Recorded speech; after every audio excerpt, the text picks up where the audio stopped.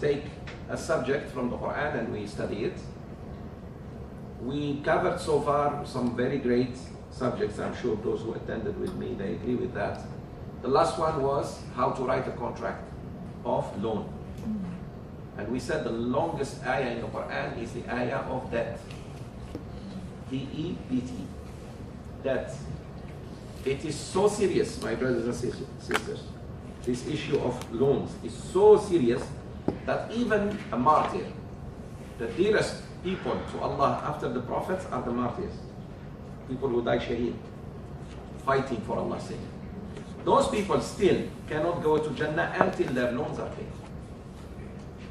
They are so dear to God. They died for Allah's sake. But if they have taken a loan from someone and didn't pay it back, it's going really to delay them from entering Jannah until someone somehow pays their loans. And then we talked about the loans, modern loans, which are very ribawistic, very into riba. All the loans from the banks, I'm sorry. But that's reality, sisters and brothers. We shouldn't lie to ourselves. Every loan that pulls with it a form of benefit is riba. Rasulullah sallallahu alaihi wasallam said, "Kullu qardin jarra naf'an fahuwa riba." Memorize this hadith. Kullu qardin jarra naf'an fahuwa riba. Sadaqa Rasulullah sallallahu alaihi wasallam. This hadith, sahih. Every loan that pulls or creates a benefit and interest, it's riba. Even if it's nafa. Nafa means benefit, not an interest. For example, someone gives you a 1,000 ringgit loan. You give it back with few dates. That date is riba. Even when you don't give back money. You shouldn't associate returning a loan with any profit, whatever. Even if it's makan. When people give you a loan, you give back the loan. Then we talked about the most important thing in the loan is to be written. You must write. Don't just depend on your memory. I remember. No. Anything can happen to you or to the other person. Number one, you may forget. He may forget. Forgetfulness is part of humanity, part of being human. Also, God forbid, one of you may lose memory. It happens. People go to coma and they come out, they forget everything. There could be death. So what proves that this person has given loan to this person? Because there are inheritance. There are many issues. Just trust Allah. Allah said write it. When you write, there should be a person who writes. Not you as the person who gives the loan, nor the person who receives the loan. There should be a third person. And there should be 2 witnesses. So look how many people. So there should be 5 people involved. 5 people in the contract of loan. The debtor, the one who takes it, the one who writes it, and 2 Muslim witnesses. Males, 2 Muslim males. If there are no 2 men, 1 man and 2 women. We have seen this. Then you fix the amount. You mention it. How much? How much? Even with point few cents. For example, 10,058 cents. Write it, 58 cents. And when you write it, just not in number, you write it in words also.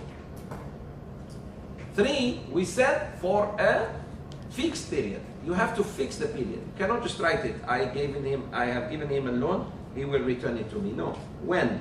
For how long? Based on the agreement between you and that person. This is an Islamic law. This is an Islamic law. In return, Allah will give you rahmah and forgive your sins. So you are alleviating a pain from a brother or sister who is in need. With this, inshallah, you have done the process of Quran and Sunnah. But to take loans from people without writing how much and when to return and who the witnesses are is very wrong thing. But we let it pass because we are mad. How can I call the brother, say, come, let's write it down and let's have 2 witnesses? No, that's the deen. That's the deen. So we need to do this from now on. Not for a small amount. You give, you're buying somebody 5 ringgit, 10 ringgit, tell him, let's write it down. No, we're talking about big amounts that people may fight for. And we are living, unfortunately, in a time where people will really fight you for money. When you deal with people in money, you know who they are. Before that, you don't know. You don't know who they are. Everybody is nice. Especially first row masjid people. When you see them in the first row, you think, mashallah, they are angels. Deal with them in money, you will see. This is very important. One day, Sayyidina Umar radiallahu anhu saw a man praising someone. So he said to him, how much do you know him? He said, not much. He said, maybe you saw him moving his head in the masjid with Quran, right? He said, yes. He said, then you don't know. He said, you will know a person only with three situations. Number one, if you travel with him or her. When you travel with someone, you know. Number two, when you deal with him in transactions, money. You buy, you lend, you borrow, you rent, then you know. Number three, he said, if you marry from them, or they marry from you, you become in-laws. Then you know a person. Meaning, mu'amala, you deal with them, not you just see them from far. And alhamdulillah, people prove to be good. There are many people who prove to be good. But you'll be surprised, my brothers and sisters, how many people will drop from your eyes once you deal with them in money, especially money. Okay, so this is what we saw last week. And we said this is a solution for RIBA. Solution for RIBA is to give loans to the needy ones. And to give sadaqat. Two things we mentioned. Sadaqat, to give sadaqat lillahi ta'ala, and to give loans also. So Qardul Hasan, beautiful loan means what? You give loan to a person and don't charge him any interest whatsoever.